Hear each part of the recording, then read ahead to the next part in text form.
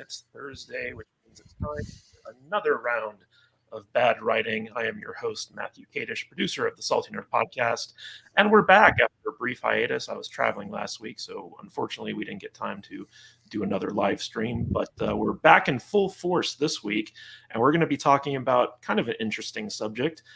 Basically, we're going to be talking about bad movies and what makes a good bad movie. Now, we all know about movies that are objectively horrible, and yet for some reason we just love watching them. We love talking about them. We love sitting around drinking and kind of going through them with our friends. And with me tonight is an expert panel that I am very excited to introduce you all to.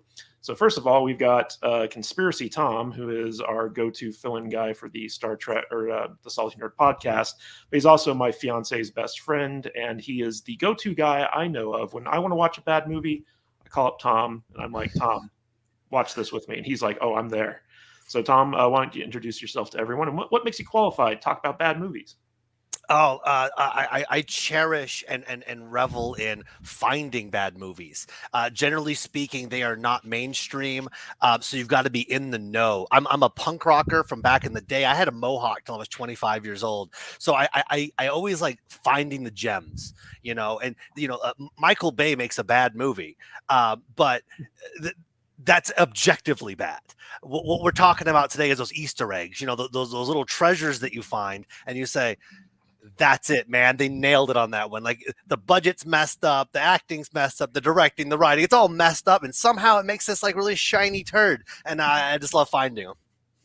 Speaking of turds, so we have two special guests, first timers on the Salty Nerd Podcast live streams, Lamar and Joe, who run the Perfect Turd Podcast. And I got to give you guys a special shout out on this one because a while back I interviewed Lynn Kabaczynski. And when I was doing research for my interview, I came across an interview you guys did with Lynn Kabaczynski. I'm like, what is this Perfect Turd Podcast thing? I started watching your videos, and you guys are very entertaining. But the thing I love about your channel is that you guys, you look at bad B movies, right? With such, I don't want to call it positivity, but with such enjoyment, right? You guys genuinely enjoy talking about these horrible, terrible, awful movies. And it's not like you're doing it ironically. It's like you have a genuineness to it, which is something that I find very endearing about your channel. We actually have your channel linked in the description. So I would encourage everyone watching this, go check out the Perfect Turd Podcast on YouTube. They're worth subscribing to. They're worth watching. It's a lot of fun. I love, they're doing a lot of interviews now with B movie starlets and stuff like that. What was the clown lady? What was her name? Slutty the clown. Slutty the clown. Yeah, Claire Bacon. Shout out to her. Yes. Yeah. So Lamar, Joe, why don't you guys introduce yourself and what got you into podcasting about bad movies? Well, me and Lamar met each other filmmaking, actually, through a filmmaking group. And then somewhere along the way, one of our guys in the group, Wilfredo, was like, somebody should start a podcast and you guys should do it. And you should talk about B movies. And we're like, you know what? That'd be awesome. And the name, Perfect Turd Podcast, kind of like what you were saying, we want the movies. We're trying to find the best turd. We really are. So we do enjoy it, I think it's one of those things, in going with the Perfect Turd, you don't know what it is, but you know it when you find it. And it's it's a combination of exploitation and then also really kind of shoddy production. And then sometimes it's just so bad you just keep on watching it. So that's what I think is a good B movie and good bad movie as well. So yeah. So I have a filmmaking background as well. I graduated from film school, went to LA, worked in Hollywood for a while. I actually made a movie with Jeremy Renner a while back in 2004, 2006, something like that. And so you guys have a background in filmmaking. Did you guys go to film school? Have you made anything? What's your story? Go ahead, Lamar. Oh, well, I went to school at Ball State University in Indiana. I went there they call it telecommunications, was basically video production. I did a master's degree. And then, of course, after that, I worked at Best Buy for a little bit, then found a job in Florida. And then I worked for this place called Remington College. I'm not there anymore. I'm actually working for the police department. I do a lot of their body worn camera stuff. And then, like Joe said, we met in a film group. We made a couple of films together, and I'm basically more of a video editor. So that's what I've done. And we just got a short done that we're submitting as well. So, yeah. Yeah, I didn't go to film school. Well, I'm a musician. I'm a composer. I've been playing guitar for 25 years now. And then, yeah, along the way, I got into like film scoring and stuff. And I started working on a lot of reality TV shows and different things. And me and Lamar have worked on like 6 or 7 short films, indie films and stuff like that together. So, yeah. Mm-hmm. That's awesome. Yeah. There was an old joke that we used to tell each other in film school, which is when you graduate from law school, you're a lawyer. When you graduate from med school, you're a doctor. When you graduate from film school, you're a waiter. So, find that very apropos. But a lot of filmmakers, we're going to be talking about bad movies, and oftentimes bad movies are the product of intense passion from like some type of person who just wants to tell a story, wants to tell a film. And I think that's one of the things that makes a good bad movie is the people who are making it. Okay, they're not succeeding in making a good movie, but they're passionate, and that passion comes through in the film, and it makes it enjoyable. So we're going to get into that in a little bit. I just want to give a shout out to everyone who's in chat right now. Vin Zinger, thank you for being here. Joey, the Dork Knight, good to see Danny in the chat. JT, as always, our good friend JT. Thank you guys for being here, and other people will probably be coming in as we're going along. But if you have any questions for the Perfect Turd guys or Conspiracy Tom, just feel free to drop them in the chat. We'll be highlighting the good ones as we go along. And real quick, Lamar, Joe, where can they find your podcast? Is it on audio? Is it just on YouTube? What do they search for to find it? Real quick. Yeah, just on YouTube, youtube.com, Perfect Turd Podcast.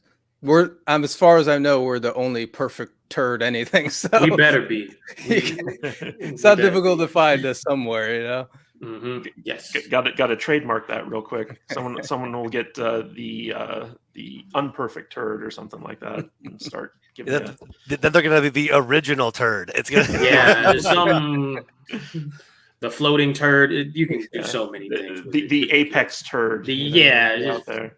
Yeah, all that stuff. It's like 6-minute abs, Yes. Out there.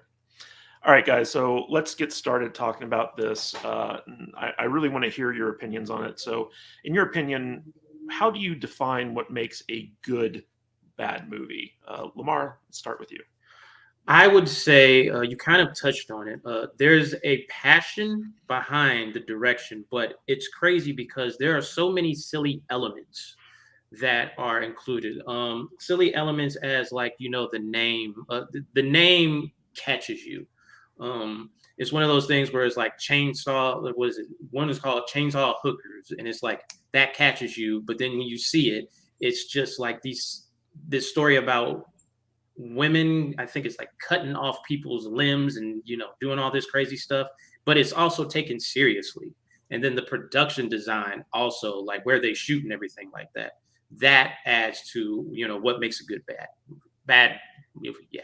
So, yep. What about you, Joe? What do you think makes a good bad movie? I agree with the passion part. It's got to be authentic. You could tell like these people, like they grew up on this stuff. They love it. They not always like, maybe they don't know much about filmmaking, but they're like, you know what? I want to make a film anyways. And they just go for it. And it's usually something crazy. It's got to be, for me, it's got to be something crazy. So the premise, something outrageous stuff or whatever. And it's like, at least they're doing something, they're not doing that cookie cutter, stuff that we're used to seeing or on wherever, it's crazy. Yeah, and that's what I like. What's interesting is a lot of the good bad movies tend to be genre films. They're either horror, like low budget horror, or low budget like sci-fi or like whatever. You don't see too many low budget fantasy, but it's hard to find a good bad movie that you'd consider a drama. I think The Room kind of stands out in that respect, where it's like Tommy Wiseau, he went for full Brando and just tried to make like a very serious film that failed epically, and it became one of the best bad movies ever made. But most of the stuff that we come across on our podcast and stuff like that tends to be like genre, especially like horror or sci-fi or something like that. Conspiracy Tom, tell me, in your opinion, what makes a good bad movie? Okay, this was my favorite question that you put out there because I mean, bad movies is what I love, and there is a really big difference between a good bad movie and just a bad movie. So I broke it down like this: it's either a ridiculous premise executed well, or it is funny unintentionally. So you have it's a serious premise executed poorly. Yeah, exactly. So like Samurai Cop. The premise is fantastic. He's a samurai cop. Of course, it makes absolute sense. What does katana mean? It's a Japanese sword. Oh, okay. Yeah. I mean, it's an awful, but the writing and all that lends to comedy. So I think a lot of what makes a good bad movie is somehow it's either funny unintentionally, or they take a weird premise like Sharknado and execute it well. Zombievers. The premise is stupid, but the movie is done perfectly well. It's ridiculous, but you get it. You know what they're doing. So I think that's what it is. It's either it's a ridiculous premise done well, and Doll Man, great example. Ridiculous, but it's done well. Pretty much any new moon or full moon movie. Yeah, all the trauma movies. The ones that stand out are the first Killer Tomatoes, the first Toxic Avenger. They stand out because they're stupid, but they're done well, and it takes you on a good journey. Michael Bay, I'm gonna talk about him the whole time because Michael Bay movies suck, except for The Rock.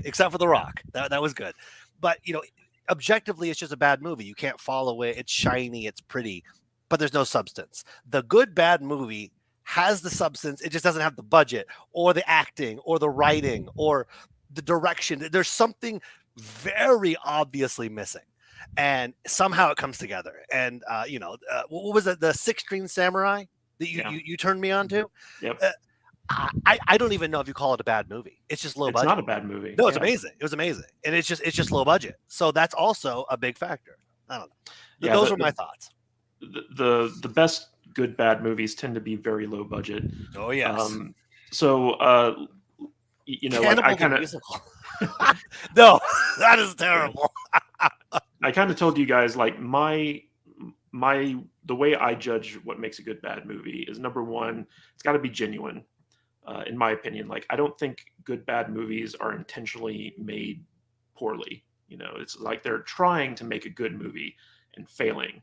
And that unintentional humor that Tom talked about comes from the failure, but their heart's in the right place. And there's a certain level of technical amateurism, I guess you'd call it, where like they don't know how to light a scene, or they're using like camera audio from the built-in mic.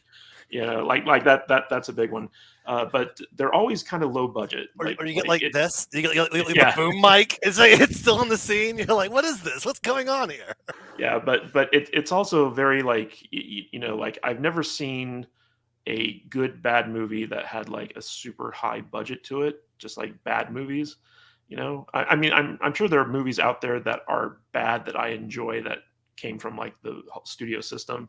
But the ones that we're talking about, the hidden gems, are always like, they're made from like someone's allowance when they were like 13 or something like that. It's the change they found in the couch. So I think budget has a big role to play in it. So for me, it's genuineness, entertainment value, and budget. Those things all kind of conspire to make a good bad movie. But, let's talk about some examples. Like we already mentioned Samurai Cop, we mentioned The Room, Lamar. What are some examples of some good bad movies in your opinion? What are your favorites? Well, let me start off by saying I'm peeking over here in the comment section. One I probably love, they mentioned Poultrygeist, and I was going to say that one. That one's amazing. Blades, basically a runaway lawnmower. We got to check that one out. But other ones. Have you guys seen Killer Sofa? No. It's a movie about a killer sofa. We actually featured it. We did an inanimate object horror episode where we did Killer Sofa. We did Slacks, which is about a pair of killer jeans. And what was the other one? I forget. But like we did 3 movies which were like it was called, it was the one about the killer hair. It was just called Hair, I think it was. But it was this black woman with a possessed weave that would kill people. And Anyway, I'm sorry, I didn't mean to interrupt you, Lamar. No, we got some catching up to do. Okay. One of my first favorites was Jurassic Prey. Jurassic Prey is basically they take in the future criminals and put them in like the Matrix where dinosaurs hunt them down for sport. And that just put a smile on my face. I loved every minute of it. Mutant Blast from Trauma. I love that movie. And Death Wish 3, I think, is like one of the creme de la creme of like action. Like, because that movie, I think it was said before, it was taken seriously, but the elements in it, the dummies falling off the building, that just amazing. Yeah. So it's up. Those would be some of my favorites. Yeah. Joe, what about you? What are some of your favorite good bad movies? Well, I got two that I have to talk about on opposite ends of the budget spectrum here. One is a low budget movie we review called Psycho Ape. Psycho Ape, which was just outrageous. Just what it sounds, a psycho ape, but he kills people with a banana. Basically, and then there's a girl. The whole thing is crazy, but I really enjoyed that one. So definitely that. Now, I'm going to open myself up for some public scrutiny with this. What I'm going to say here. There is a movie that everyone says is bad, and it's a high budget movie. I love it. The Island of Dr. Monroe, to me, is a great movie. The one with Val Kilmer? Well, the Val Kilmer one. And let me just say, like, the acting was not good. This, special effects, like everything about that movie, I get what people say. It's not good. But I just love all the creatures. I love the little guy that was apparently supposed to be like his clone.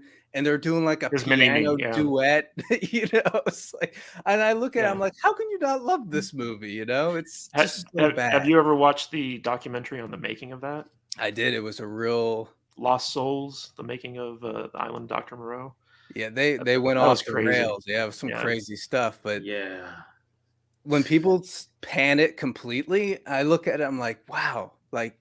To me, this is just like a treasure trove of bad stuff that's good. I don't know.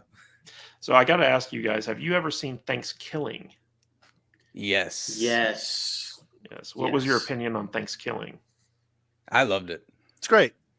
You have a turkey. Well, let me say this in the most politically correct way. Sexually assaulting a woman. You have him disguising himself with the glasses, and everybody plays it straight. It was just beautiful, a beautiful film. Yes. Now, I tried watching the sequel, and it's kind of interesting because Thanksgiving 2 was so bad that they destroyed all the copies. So technically the sequel is Thanksgiving 3, and they're searching for the lost copies of Thanksgiving 2. That's the plot of the movie. But the one clip we get of Thanksgiving 2 at the very beginning of the, I was like, give me this movie, because the rest of the movie wasn't very good. I just thought that was interesting, because we actually did an episode on Thanksgiving where like the opening shot of that movie is just like a boob. It's just like a bare boob flopping out as she's like running. It was actually nudity is a big part of what makes a good bad movie. Yeah, we're going to get to that in a little bit. Gratuitous nudity is a big part of a terrible movie.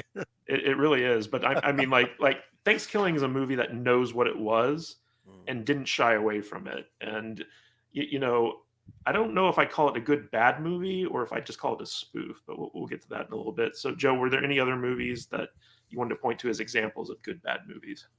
Well, a great bad movie, and I say bad in the most endearing way, is a film we reviewed called Homicide McCloud. But it's shout out to them. Yes. McLeod or McLeod or whatever. McLeod, like a Highlander, right? Yeah. So that one's great. They worked within their parameters, but it came together really great. It's definitely checked it out. I think you can watch it for free on their website or whatever. Yeah, we really enjoyed that one. Actually, there's two of them. Mm-hmm. Nice. Yes. Nice. All right, Tom, let me hear it. What are your examples of good bad movies? Okay, well, my favorite bad movie of all time is Samurai Cop. I will talk it up anytime. I will show it to anybody. You will laugh. You will laugh your ass off the entire movie. It is terrible. And then when me and you and Jude watched it, and you're giving me all this backstory about this wig, it just made the movie that much more special. So Samurai Cop, if you've never seen it, take your time, go watch that. It's like an hour and a half. It is fantastic. Yeah. And you were actually on our episode where we reviewed Samurai Cop, it right? was a pleasure. It was an absolute pleasure. Samurai Cop is hilarious in every there's no samurais. The martial arts is beyond subpar. The car chase, I mean, every bit of that movie is a nightmare. The writing is bad. The you can just tell the director, he's like, no, open your eyes wider and be stupider. And I don't get it, but that's a great one. And objectively, it's one that not a lot of people, I had to look it up because I couldn't remember exactly what the name was. Bad Milo. Yeah, exactly. You've never seen it. The cast is actual actors. There's actual actors in this movie. The premise is a little demon comes out of his ass and eats people. That's the premise. It's done well. It is done well. It is a fantastic movie. I forget where I saw it. It might have probably on Amazon. There's a lot of if you're looking for a lot of bad movies, Amazon has their library is endless with bad movies. But I think I found it on there. I mean, Patrick Warburton's in it, Ken Marino's in it, Stephen Root's in it. I mean, these are like actual actors. But the premise is, like I said, the premise is so ridiculous, but it's done well. I'm not going to spoil the end because I really want people to look this terrible movie up because it is one of those movies. It is the stupidest sounding thing, and somehow, for me, a lover of these things, it comes together just beautifully. It's absolutely beautifully. Fun movies, man. Awesome. Total. So I think I talked about some of mine, which was, The Room being the biggest standout, Samurai Cop. But Lamar actually mentioned a movie to me that I've been wanting to do on the podcast for a long time, but I know if I ever make my co-host watch it, they will quit and never want to do the podcast with me again. And that is this movie called Bullets of Justice. And I don't know if I can actually honestly say it's a good bad movie because it's pretty bad. But there are elements to it where it's kind of funny because the guy who wrote and directed it also starred in it. And he's not a native English speaker, right? So like the entire movie was done in Russia. And everyone doesn't speak English, and so they're reciting their lines phonetically throughout the entire movie. And the main character, his main love interest, is his sister, who is South American. And because she's South American, she has a big bushy mustache. like it's not just like little hairs on the lips; it's like a full blown mustache. And she's super hot, except for the mustache. And the movie makes zero sense. Like it goes off the wall, and then the light from sense would take a million years to hit it. And it's a fascinating movie, though. And Lamar, you want to talk about it because it's just like one of those things where it's like I want to tell people to watch this movie, but I can't, in good conscience, recommend it to them. Here's the thing. I'm honestly trying to figure out how you're going to sell me on watching this movie. So. Well, the reason I watched it is because Danny Trejo is in it. Danny Trejo plays a bit part. Is not an actor. That's just a guy. But I love Danny Trejo. I love me some Danny Trejo. He's in it. Well, okay. He is in it, yes. He is on. He showed up for like a day. Yeah, he got his paycheck. And that's the weird part because like he's in it for a little bit of time, but the rest of the movie carries you. And I don't, like you said, you don't want to give too much, but there are pig people that take over the world. You already mentioned the incest love story with the sister with the mustache. We also have time travel. There's some time travel in there. Movie. The villain. The main villain is a male model, right? He has this. I can't spoil it. You have to watch it you have to experience it. Yeah, that's what I would it's say. Definitely something you have to. It's an experience. Is that part of what makes a good bad movie? Is like it's an experience when you watch it, where it's so bad that it blows your mind. Mm-hmm. Yep. Like you can't believe Definitely. it. You just like you can't believe what you're looking at. And you gotta tell somebody about it. Like as soon as you finish it, you're like, dude, you gotta watch this movie. Like you won't. Well, what's it about? Don't worry about it. Just watch. Just watch it. Don't tell them anything. Just the name of it, where you can find it. Text me later. Yeah. You know, I find that a big part of finding a good bad movie is watching it with other people. Like if you're watching a bad movie by yourself, it's not enjoyable. But like if you watch it with other people, and there are people there like Tom, for instance, and my fiance Jude, who will call out ridiculous stuff as it's going on and will like make fun of it as we're watching it. That to me makes it so much more of an experience. Yeah. What do you guys think the audience factor is when it comes to this stuff? Like Joe, like in your opinion, like how does watching it with a certain group of people versus watching it on your own play a factor in determining what makes a good bad movie? 100%. That's what it is about.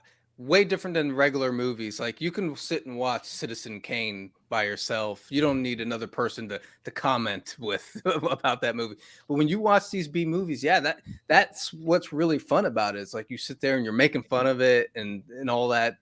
100%. That's what my favorite aspect of like sitting and watching B movies with other people, for sure. What about you, Tom? What do you think about that?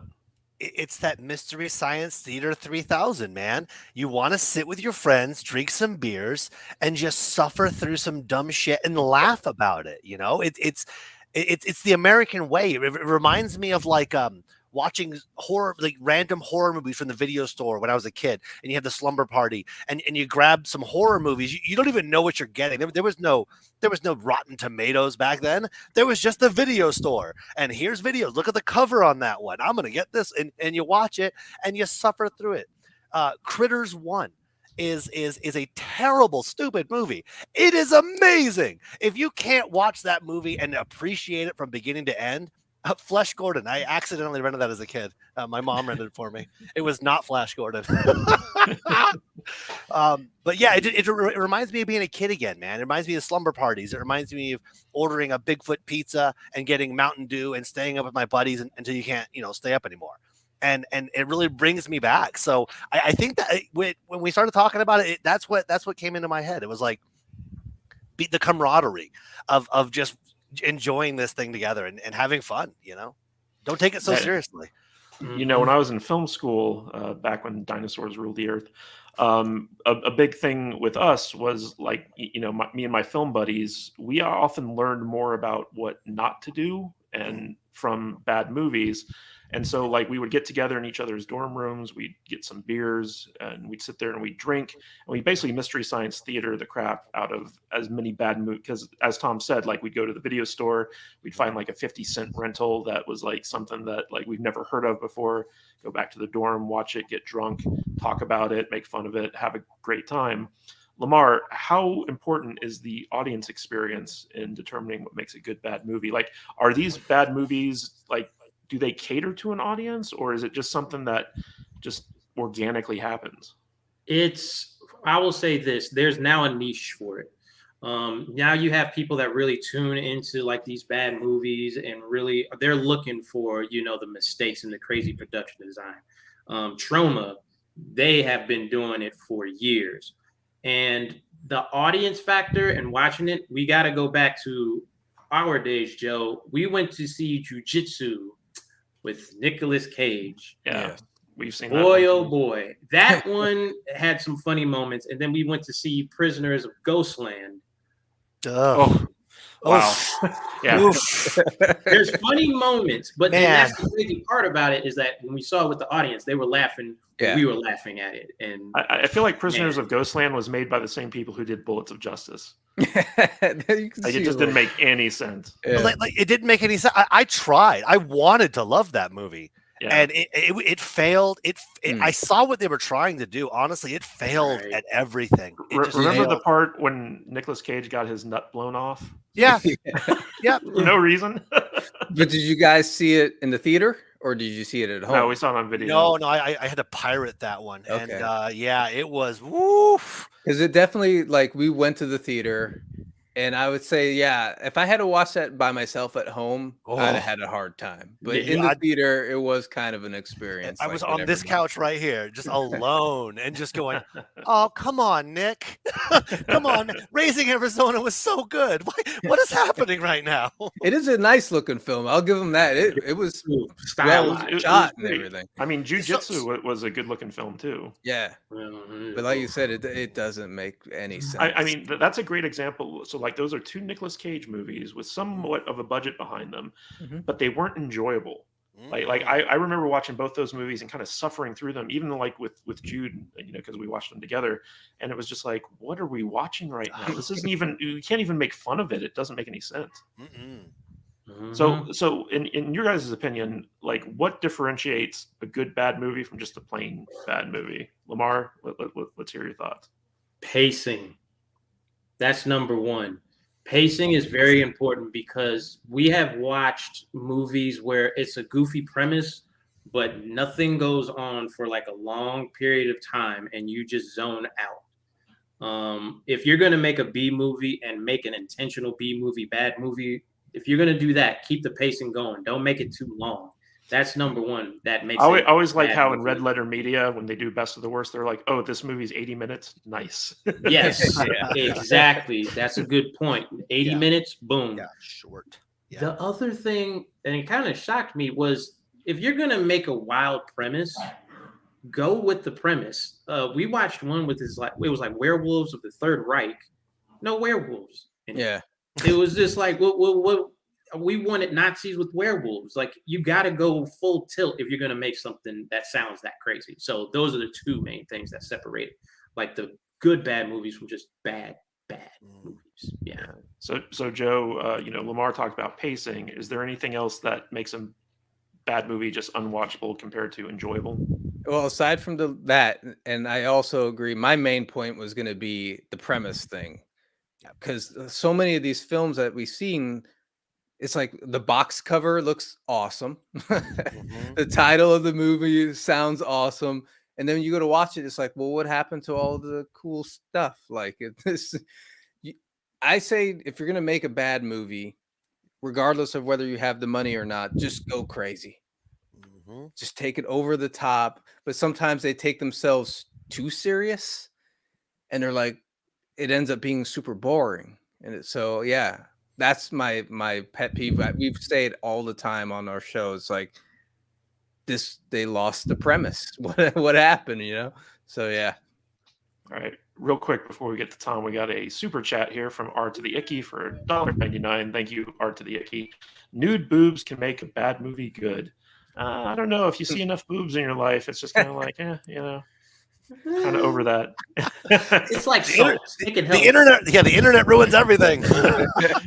All right, Tom, what do you think makes the difference between a good bad movie and something that's just plain bad and unwatchable? Length. If it's real bad, 30 minutes is good enough. And the longer it goes, I mean, Braveheart's 2.5 hours because it's good. I'll go along with this ride, but your premise is stupid. It needs to be quick.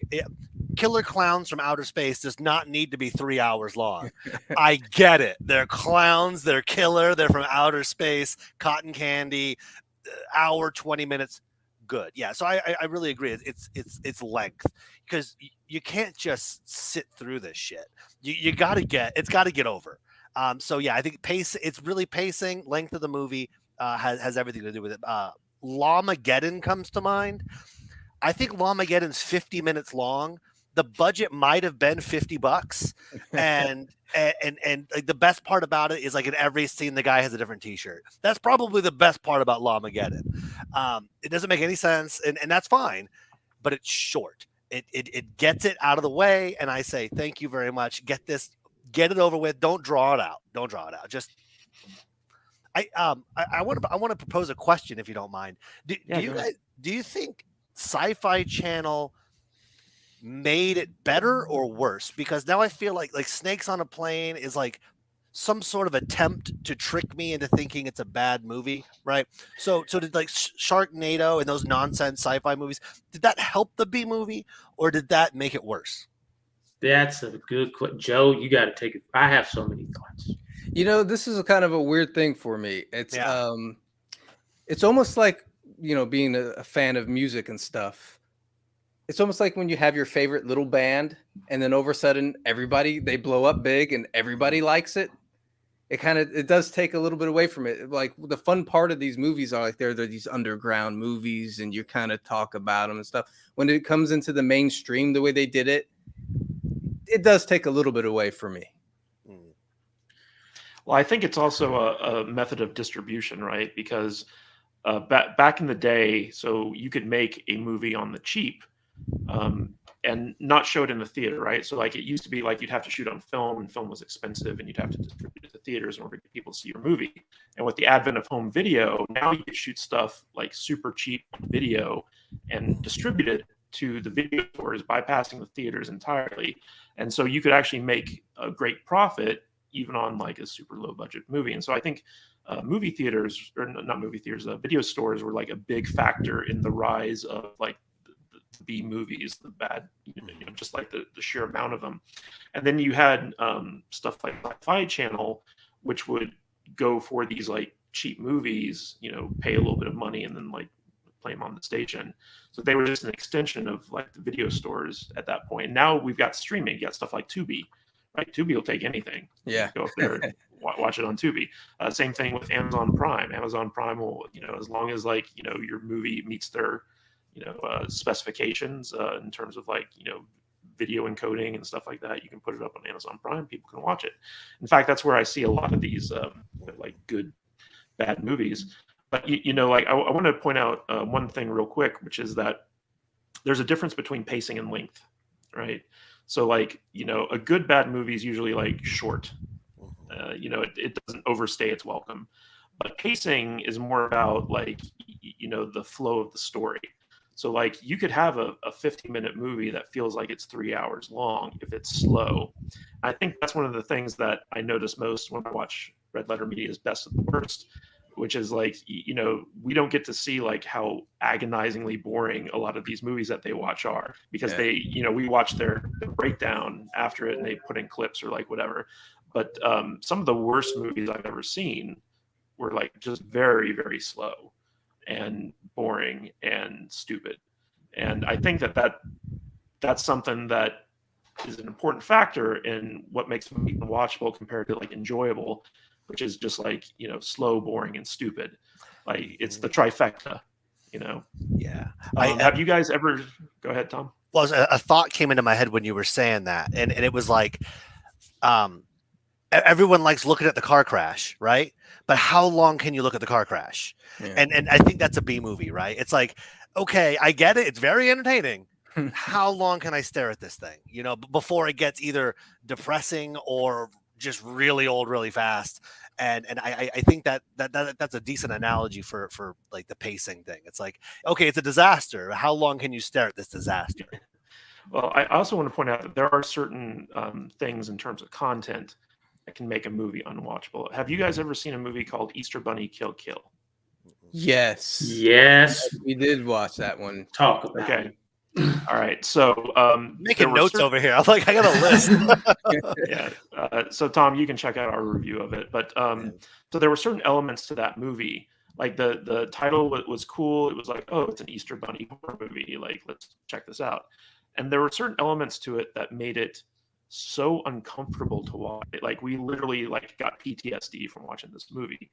And it was mostly due to two things. Number one, they had an actor playing a special needs character that was just so over the top, it was grating to watch. Like it was like every time he was on screen doing his special needs thing, it was so uncomfortable. And actually, Danny the Dork Knight, who was our guest host on that episode, because our regular host Alex was out, he has a special needs kid, and he came in and he was like, I was insulted by this movie, by having to watch this movie, and it was something that was very traumatic for him.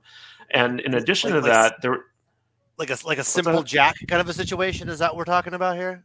Oh, even worse than that. Worse than Simple Jack. At least Simple Jack was funny. But there was another aspect to this movie, which was there was this hint of a sexual predator for this special needs kid. Like there was an abusive or the mother's boyfriend was like the main bad guy, and he basically sold off his special needs kid that he was like in charge of babysitting while the mother was at work to a sexual predator who came over and he's big, fat, sweaty, and all this stuff. And nothing ever actually came of that subplot. But like the fact that it was in there and they made it so gross and disgusting, it made you feel icky watching the movie. Lamar, Joe, since you guys have seen this film, tell the audience about like what the experience was like watching that movie. God, it was a while ago. I just remember not liking it. Sometimes we run into these ones like this, and it's just like there's nothing to say. And we have to struggle to make our episode even like 10 minutes. And it's just like, yeah, this is a one. We don't like it. I remember it being similar that, you know, it was just like, God, what was this? Yeah, I have to agree. Everything you said with the child and molestation is just because it's kind of like at some points you can go too far, because this brings up another one of our first movies, Trauma War. That movie had a little too many jokes about AIDS, and it was it was a little uncomfortable. And you watch it, and like they have like big action scenes and stuff like that, but then you're like, that wasn't that funny. Like it was, it made it, like you said, it kind of traumatizes you, you know. So yeah. So the content of the movie definitely has a factor in it. Yeah. Real quick, go ahead, Joe. I was gonna say the difference between the Easter Bunny Kill and Trauma Wars, at least Trauma always has that kind of tongue-in-cheek, like, you know, this is just so goofy and over the top. With the Easter Bunny Kill one wasn't funny. There was nothing about it that, you know, it was just kind of like, oh God, like why are you adding that in there? You know? Yeah.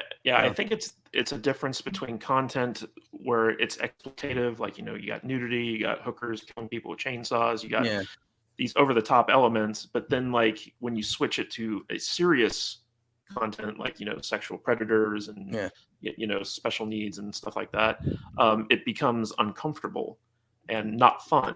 And the you know, if you're going to make a bad movie, you got to make it fun. Otherwise, I think the separation from reality is a big deal, right? Like you can't put elements of Schindler's List in one of these movies and say, oh no, it plays, because it's got to be a transport. You have to be. It's just like good storytelling. We talk about it all the time. Matt's like the master of rewriting terrible crap.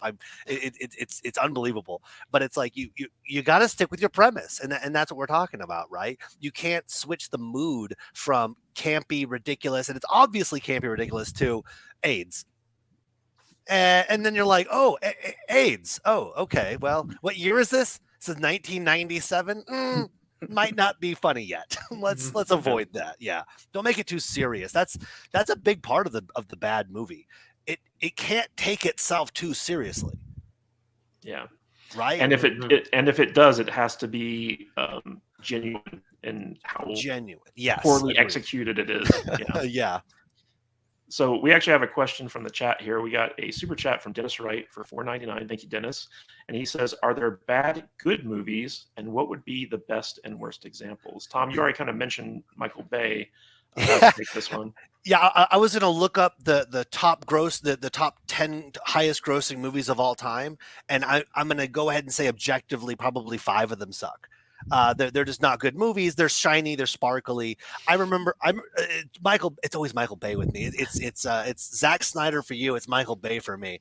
And it's just like everyone told me how great Transformers was. Everyone told me how great Transformers was. I went and saw that piece of crap. And the only thing, the only thing good was Megan Fox. And then I found out she had toe thumbs, and that ruined it for me too. So yeah, it's like Applebee's and McDonald's make a lot of money, right? But they don't make anything good. I don't want to. No one ever ate at McDonald's and said, "Oh, it was a fantastic meal," but they make $1 billion a day. So just because something makes a lot of money and has mass appeal does not mean it hits the mark. It can completely miss the mark. So the list of good movies that are bad, it's exponential. It's exponential.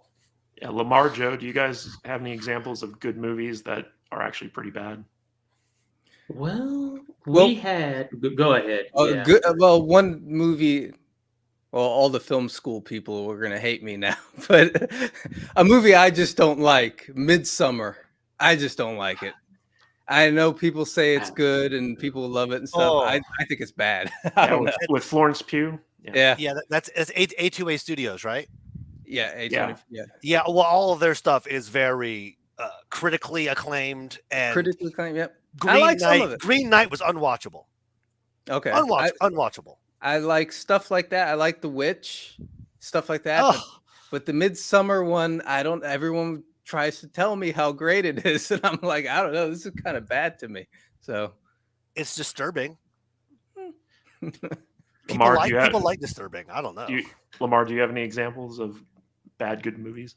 I feel like we're on this trek of like movies that people love and we hate. I want to jump on that train. Everybody likes The Kingsman. I don't like The first one. Yeah, the Not first one. Yeah, First one's great. No, I didn't feel it. I was just like, here's my problem with it. I feel like if you're gonna do like the kind of young James Bond thing, the CGI aspect of it and stuff like that they tried to add in and all that kind of action, I was just like, I'm more of a person. I like to like like the more gritty like kind of movies that the just more recent Bond was doing and stuff like that. And then there was like one part where, I guess I'm spoiling the movie, they jump in the air at each other and you can tell it's CGI. And I'm just like, if you cut this the right way, it'll be more interesting. So that movie. But then like, I think Batman versus Superman to me still to this day, it still just irks me the wrong way. It's just messy. It is so much. Don't invoke the Snyderites. Yeah, see, I would argue that Batman v Superman is not a bad movie. It's just a bad movie. It's just a bad movie. Well, It was never good. I love that movie. I don't care. I know when Lamar, you've brought up in the past National Treasure being kind of. Oh, that's definitely National Treasure does suck. That is true. That is everyone loved it. Terrible movie. That's his highest grossing movie for Nick Cage, right? Like that movie made a lot of money, and I remember going to see it, and I'm just like, this is history class. And Joe, you made the great comparison when the substitute teacher is there. They don't feel like teaching the kids. National Treasure. That's the movie you put on.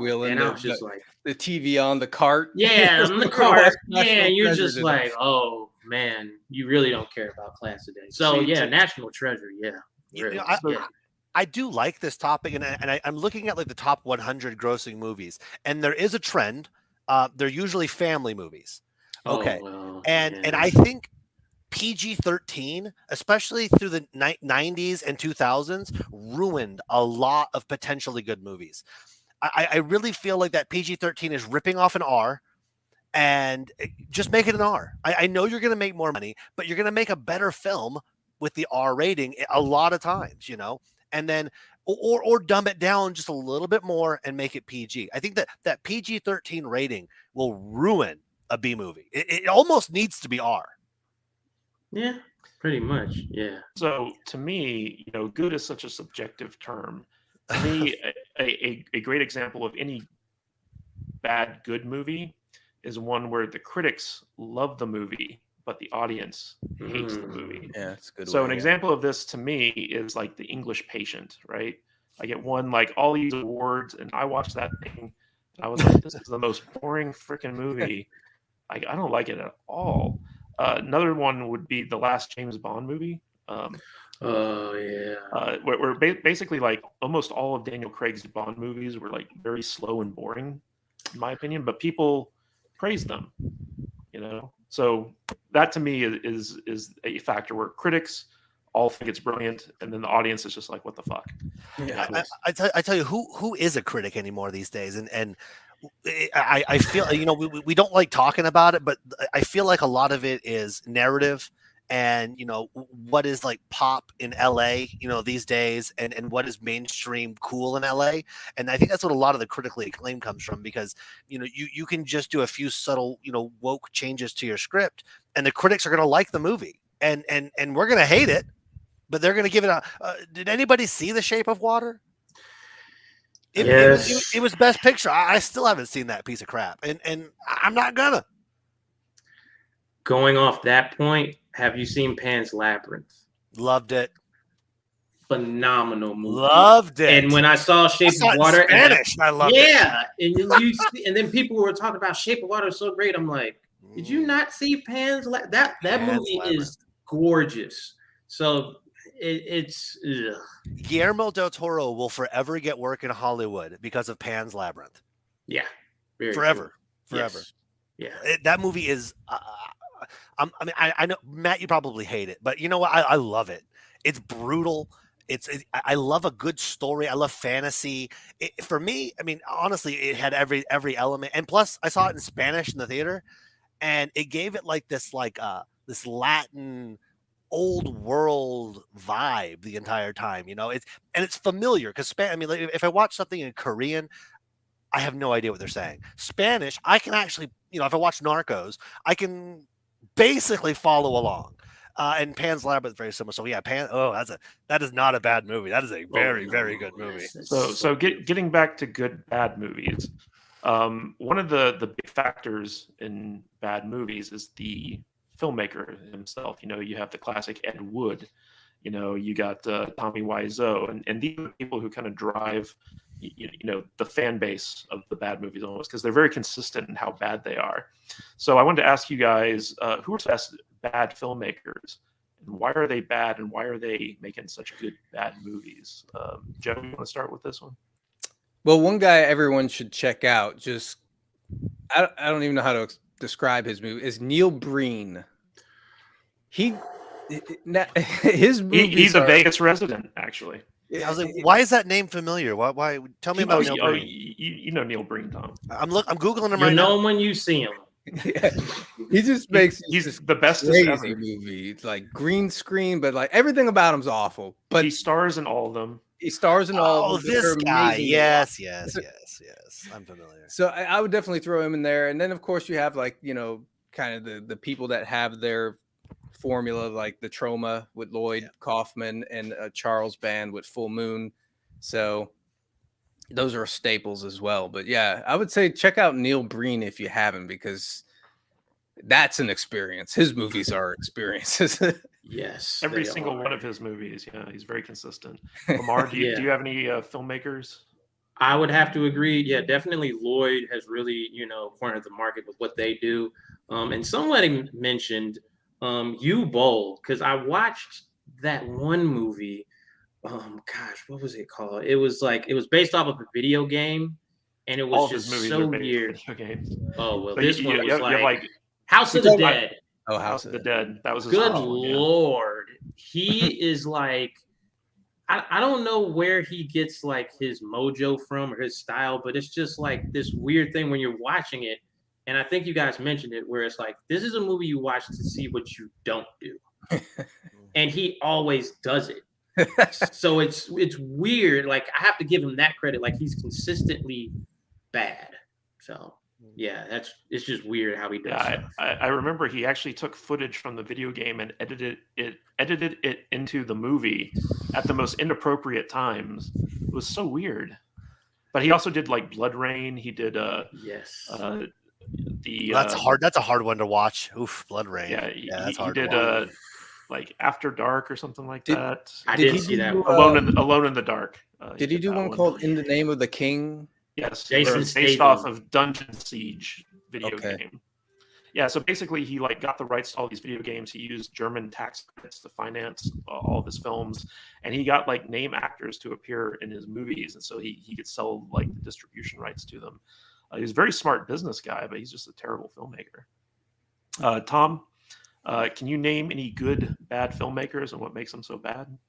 I'm it's easy to see, like Trauma, Full Moon. Those are your standards. And I'm going to throw a big budget one out there that's going to be, I don't know. I just want to see what you guys will Are you take going to say from it. Michael Bay again?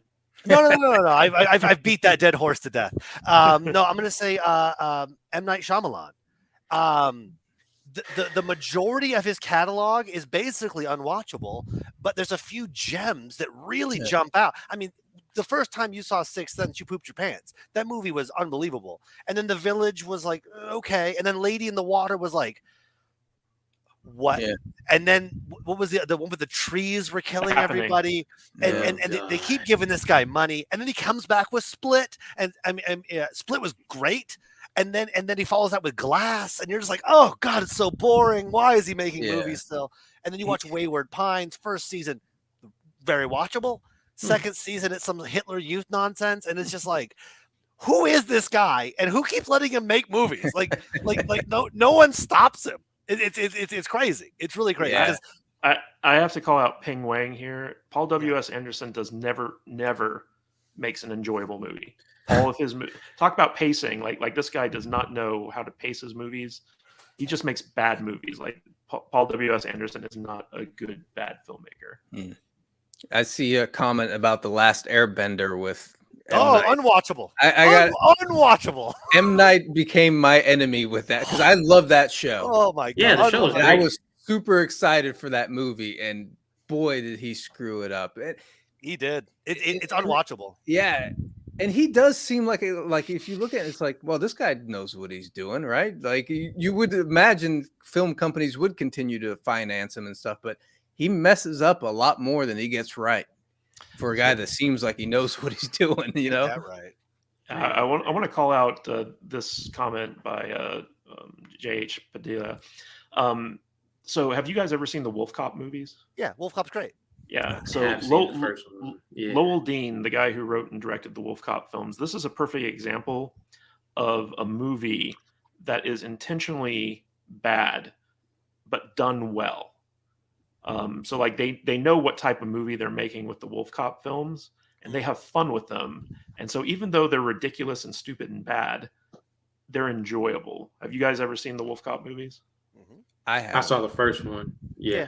It's fun. First one was good. Yeah. So another Wolf Cop, the sequel to it, is actually much better than the original. It's far superior. Okay. So I would definitely recommend checking that out. But we've reviewed both on our podcast and just had a ton of fun with them. It's ridiculous. It's a ridiculous film series, but they know it's ridiculous and they're doing it intentionally. So what I want to talk to you guys about next is, are there any movies that try to be intentionally bad, but does that really make them bad? Like, would you consider Sharknado a good bad movie, or is that just a spoof of bad movies, or like a comedy that knows that it's bad? Like how do you draw that line between like a genuine good bad movie and something that's just intentionally trying to walk that line? Tom, go ahead. Because I want to talk about is Iron Sky. So the first Iron Sky is its own movie. It is, I think it was made like over 10 years, and it's like pieced together with different budgets, and but somehow that movie nails it all the way through as an amazing bad movie. Then you look at the sequel, and what they did was ruin it. And it was the same idea, it was the same concept, but the genuineness wasn't there anymore. And the genuineness of the first Iron Sky it's awesome. There's no genuineness to the second one. It lost its entire soul. It lost its entire spirit. And I'm just going to throw that out there and feel the wrath of anybody who could dare say that the second Iron Sky was worth watching. Well, the first Iron Sky, so that was like a real labor of love independent film. Like they took a long time. You can tell. That. Yeah, you can tell. And I remember hearing about the production of that movie where like they were like having to constantly fundraise, and it was almost like the first kind of crowd-funded like independent film, and they were doing like special effects all on their own, and it was like a crazy concept. And there was a lot of love and care that was put into that movie, whereas I think the sequel was just kind of like, oh, we made money off the first one, let's pump another one out. Lamar, Joe, do you have anything to say about that? Ooh boy. I mean, I think when you brought up like Snakes on a Plane, that is where they were trying to make that bad movie, esque thing happen. The problem is that I don't think it was silly enough. Like, okay, you get a woman that gets her boob bit by a snake and stuff like that. But I feel like if they made that movie, even without the immortal Samuel L. Jackson, if it was just like straight up just on Netflix, like it would have been a better movie. But then you got to go to the theaters and you're like, this is way too silly. So I think the difference is it's kind of like the audience is in on the joke, the director is in on the joke. Snakes on the Plane was more of like a cash grab. Like they knew like it was goofy, so like, oh, let's do. But then it's like, no, it's that labor of love, it's that passion. It's like you get that this is kind of a little joke that we're playing, like the audacity of it. Yeah. I mean that's a perfect example of the big budget B movie, right? Mhm. Where like the whole movie was basically a setup for the joke of having Samuel L. Jackson say, "I'm sick and tired of these motherfucking snakes on this motherfucking plane." Yeah. And so like Sam Jackson saying the titular line of the movie with his MFers thrown in there, that was like the whole reason for that movie to exist. But there is kind of like that, big budget B movie phenomenon out there. I think Sharknado is kind of like in that, where obviously it's not like tens of millions of dollars or anything like that, but they've got like the big special effects. They've got like name actors or recognizable actors that come to that. And I'm Joe, you can kind of mention this, where Sharknado is intentionally, like, I consider that a comedy, like a spoof of B movies. So like I don't look at that like a good bad movie. To me, a good bad movie is something that genuinely tries to be good and just fails epically. So like how do you like deter, like, because there are like the spoofs are funny and they're good. Where do you draw that line? Well, for me, like Sharknado in particular, I feel like everyone involved in the making of those movies could actually make a great movie if they wanted to. I feel like they have the budget if they really wanted to, and they could but they purposely make bad B movies because that's their business model. Where on the other end of it, like with the Traumas and the smaller companies, well, they just don't have the money, so they're just going to make B movies. So they're just doing it out of necessity. They're doing it out of, like we mentioned before, just it's authentic. That's just what they like. They're not making Toxic Avenger movies to or Poultrygeist or whatever to appeal to a mainstream audience like a spoof. It's for their crowd. It's for their no one made that and expected an Academy Award. It's just for their crowd. That's it. Yeah. And I feel like Sharknado movies are made for a mainstream audience as a spoof of B movies. So yeah, I draw the line kind of there, where it's authentic versus you're planning this out. This is your business model. So that's it for me. And also, high five to the dude that likes my Bloodsport t-shirt. I saw that in there. So guys, I have a surprise for you all. So I've got another expert who's going to be joining our panel, and this is a man who I have a great deal of respect for. Unironically, he's an inspiration, but he knows his stuff, and he's an expert I saw what makes a good bad movie.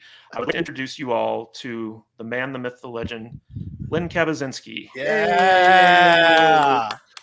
What's up, gentlemen? Welcome, Lynn. Hello again. Yes. Yes. Awesome. So, Lynn, we're just talking about what makes a good bad movie, and when we did our interview together, you were so knowledgeable about movie, like the types of movies you like to make and the types of movies that inspired you. So, in your opinion, what makes a good bad movie? I think, in my opinion, I like it when good movies, right? Or good bad movies, whatever. Which comes first, right?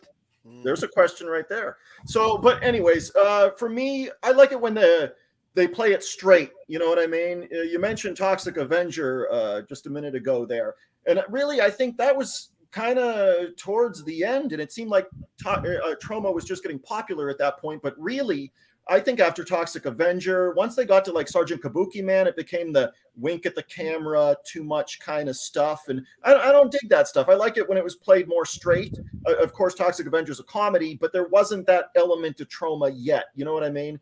I like it when let the material make that, good bad movie or bad good movie. Let the material do it, but let the actors play it straight. So the audience, we're not in on the joke yet. You know what I mean? We just get to enjoy the film. I think Alienator is like that, with a drunk off his ass Jan Michael Vincent. But I mean, we know that, but at the same time, we can enjoy that he's playing it straight as a real drunk guy doing the film he's doing in Alienator. And I think we can appreciate that. Hangfire, go watch Hangfire. There, you're welcome. Great cast. The late Brad Davis, I think. I believe he died of AIDS. But anyways, it was one of Brad Davis, the guy from Midnight Express. If you want to see a bleak, drab movie, watch Midnight Express. It is very good, but have your mentals in check before watching something like Midnight Express. Anyways, it's much more fun to watch him in Hangfire with Lou Ferrigno, Lyle Alzado, I believe, is in it. All those guys. So those are the good, bad movies. If you want good examples from me, hey, I know it gets a lot of shit for the Mystery Science stuff and all that, but I love Space Mutiny, man. I'll watch Space Mutiny and have a good time every time I watch it. Super weight gain powder, Reb Brown is in it and things. I think he's awesome. He's in a much better good bad movie called Cage with Lou Ferrigno, where Lou Ferrigno plays a mentally handicapped, mentally challenged man from Vietnam. He gets mentally challenged. He gets shot in the head. Just watch Cage. Anyways, he turns into an MMA fighter essentially in a cage, and we get cameos like by Matthias Hughes and stuff, who's in tons of good, bad movies and things like that. So I think for me, what makes it is the cast isn't in on the joke with everybody else. The material's played straight. Let that flesh out the badness, the anti-directing that usually happens in these movies. Let that all happen, but let the actors play the material. I think that's important. So, Tom, I know that you have watched a number of Lynn's films. Do you have any questions? I'm sorry to hear that. No, man. Oh, I was supposed to be on that panel. I don't remember what happened, but I wasn't able to join you on that one. And yet here we are. And I love it, man. I'm like gushing right. I have like goosebumps. I'm gushing right now. So you brought up something that none of us touched on. We were bringing up like gratuitous nudity as a fantastic thing in a bad movie, Sure. But you were talking about like Lou Ferrigno popping up, the cameo. So a good cameo can take a really stupid movie and elevate it. And I was watching one of yours, and I saw Dan the Beast Severin, and I said, "Is that Dan Severin?" Yeah. And who gave him that little bitty gun? And everyone in the room was like, "Who the hell's Dan Severin?" Like, you don't know who Dan Severin is. Yeah. So I think like a good cameo of like a D-list celebrity that has no business being there, but you know exactly who they are. Will take. Zombievers comes to mind, and in the beginning it's like Bill Burr and John Mayer, and they're in costume and you don't know it, but that really set that movie up to be really fun from the very beginning. Yeah, well, Dan Severin's a great guy, by the way. Super nice man. Ate his pizza with a knife and fork and stuff like that when we went out to lunch and stuff. You'd never know he'd rip your head off. He was nice to everybody.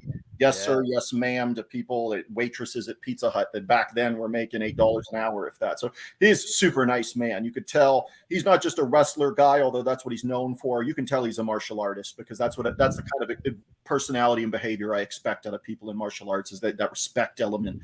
Everybody's doing their thing and everybody's respected. It doesn't matter if you're serving us pizza or pumping us gas or whatever it is. Everybody's respected for their place and doing things. So I hope I'm that way too. But he's a great guy. But that kind of thing, that gimmick where you bring in these names and stuff, you got to remember when I brought Dan Severin in, he really wasn't. The UFC wasn't what it was today. You know what I mean? I wish it was, because it would have helped me out back then. But the UFC didn't explode until really, what do we want to say, 2006, 2007, when Chuck Liddell's fighting Tito Ortiz. That was the crux. That was it. GSP is starting to win titles. Anderson Silva is becoming unstoppable. That's when the UFC really grew, in my opinion, to become kind of what it is now. But back then, he had wrestling titles. He, of course, won a UFC Triple Crown kind of thing, NWA title. So, but it was taught by me kind of by my mentor, who I just talked to yesterday. I still talk to this day, the guy that got me into movies, Chris Watson. So, hey, Chris, thank you very much. But yeah, we talked in his formula when I was on set of his film Zombiegeddon, and I had talked to the others about this before, is he kind of showed me the way. Hey, you can get a Brink Stevens. You can get Rob Zadar. Miss you, Bob. Bob Zadar. You can get these guys on set for a day and stuff, and they're in your shitty ass filmed on a Sony 2000 whatever camera. But you get them in, get them out. And Chris would travel around to conventions with these guys, so Bob is already going to be there anyways. You think Bob Zadar is going to turn down an extra $200 for 2 hours to sit in a radio station or whatever? That's what Brink Stevens did. But yeah, Brink or late Conrad Brooks, miss you, buddy. He's a funny guy. The late Conrad Brooks is in it. He sits in a radio station and he wanted makeup. Apply my makeup, please. And I'm like, Conrad, 90. You don't need makeup, dude. You're fine. But funny guy. But that's where I learned to do those things. And by the time I got to Swamp Zombies, I had just done Zombiegeddon maybe 2 years, if not less, before that. So I knew I had some guidance from Chris on what to do. The filmmaking aspect, I didn't have much guidance on, but how to cast people and find those niches, the porn stars, the wrestlers, the UFC fighters, that kind of stuff. I kind of had some assistance in what guided me along there.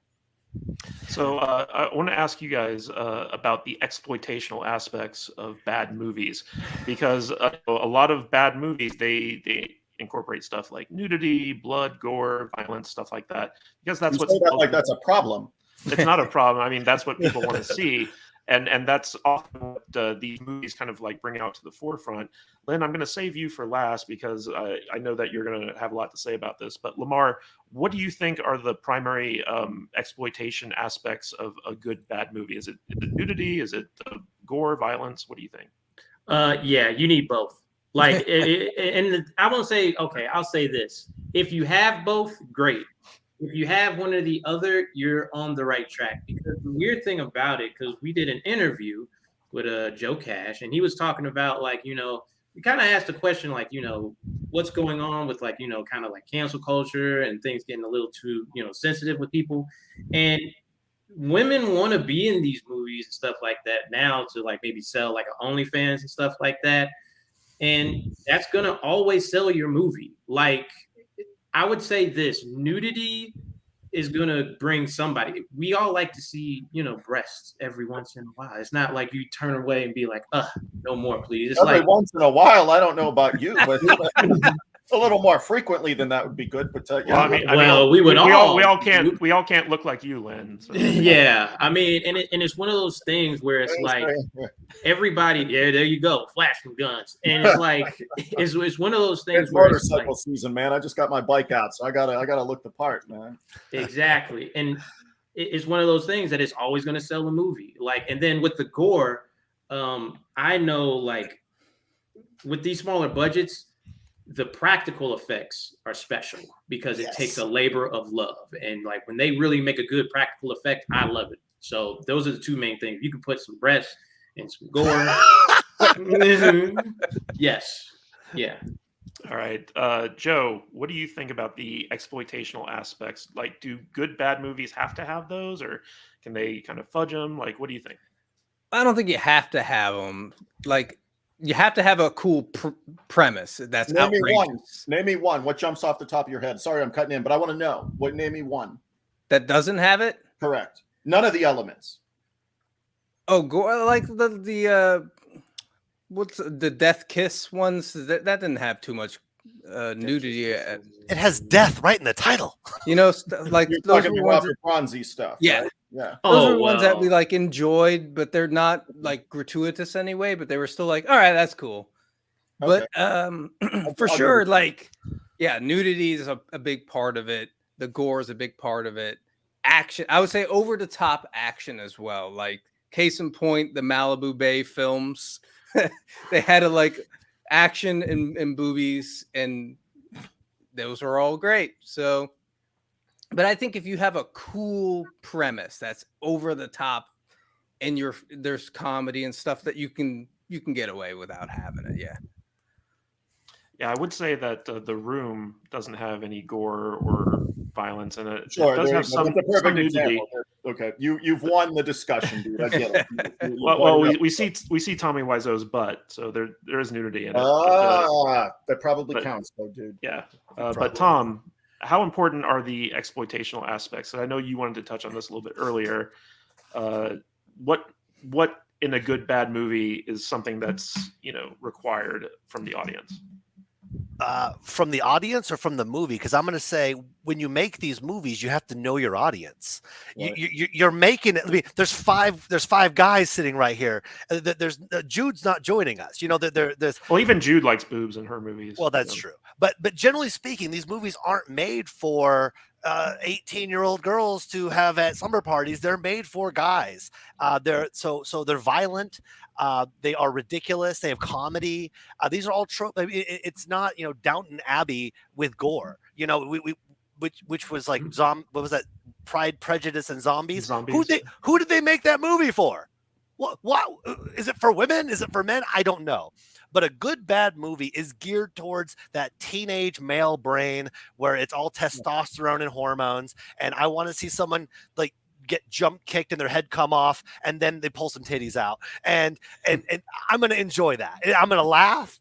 And you know what? If you're going to have a low budget, there are women out there that will want to be famous, and you can give them $200 for a day. There's a shower scene. Len, you know what I'm talking about. Throw them in a shower scene.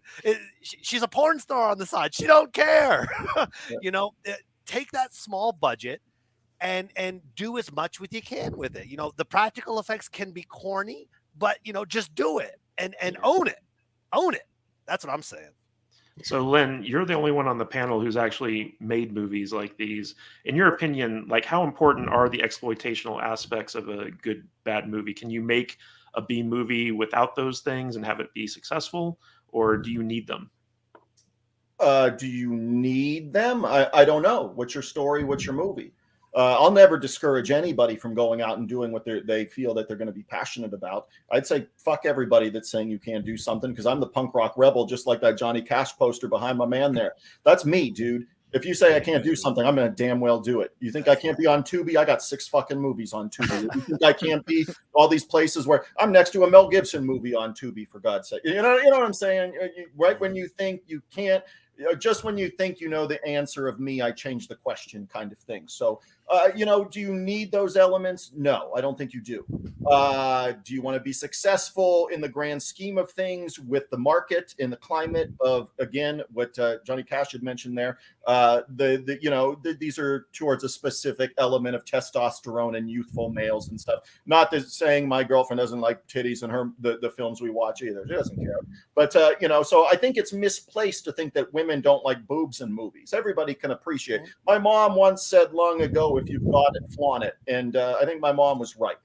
Nobody cares. If this was Europe, guess what? We probably wouldn't even be talking about this right now.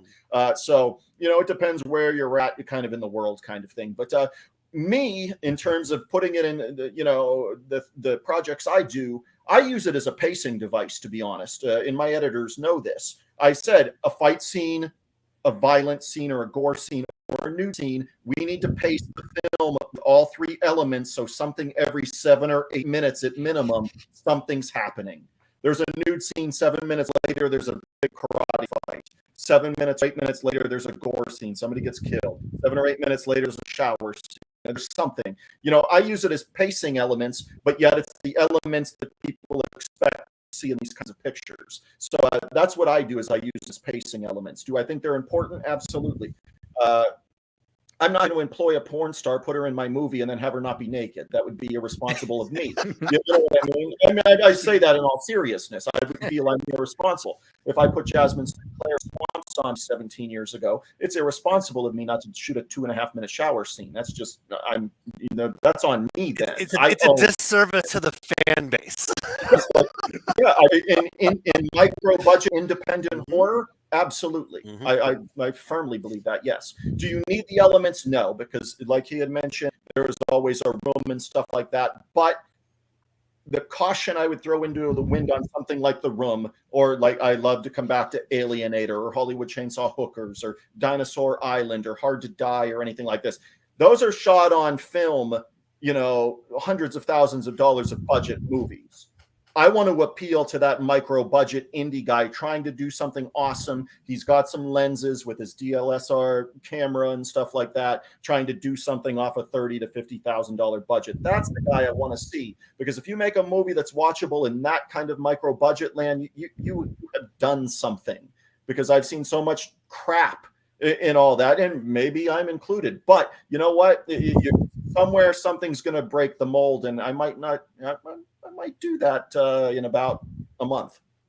Well, Lynn, when we had our interview, one of the interesting things you brought up is that starting with Angel of Reckoning, you kind of pulled back on the nudity in your movies. So you kind of took away that exploitational aspect of it. Do you think that it's more important to have like gore and action in a good bad movie, or do you need like the nudity? If you go back to Angel and use that as an example, though, there is no nudity in Angel, but she's in a string thong bikini in a black light scene with a strobe light, shooting people and kicking people and punching people and stuff. I think, to answer your question, yes, you don't need, you need the gore and violence and stuff, but you have to have that sexy element to it, I think. So sexiness is a good substitute for nudity? Yeah, sure. Of course. Yes, absolutely. All right. So one of the things that I find interesting is that a lot of kind of B movie producers and filmmakers and stuff like that, they tend to gravitate towards horror, because horror fans will watch anything. They don't give a shit. So what I wanted to ask you guys is, punishment, yes. Yeah, can you think of examples outside of the horror genre for good bad movies? Lamar, do you have any ideas for, like, I don't know, sci-fi or fantasy or something like that? I loved Mutant Blast. That's a Trauma movie, because it's so wacky. You have a humanoid crab and a shark fight each other. That's the kind of stuff that I like. Other than that, I mean, gosh, we're going down rabbit. I mean, Bullets of Justice. I feel like that's such an actiony movie, though. Like, it's still sci-fi, but it was shot well, and that was great. And then, like, I would also say do different time periods, because what I do like is like a few gems from the blaxploitation era. We watched 3 the Hard Way, and I love that movie. That's got a budget, though. That's got some cash behind it, with a little bit of cash, yeah. And then do different genres, do different time periods. So yeah, those would be a couple of movies. Yeah. So Joe, what about a non-horror good bad movie? Can you think of any examples?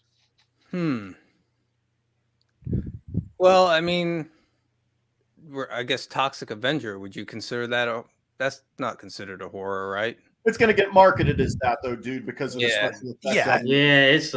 It's mutants. There's violence. I'm gonna go. It's basically horror.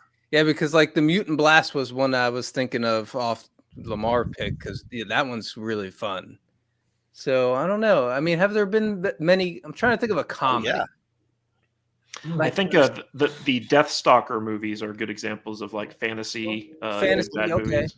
Yes, man, you guys are so over budget for me. Yeah.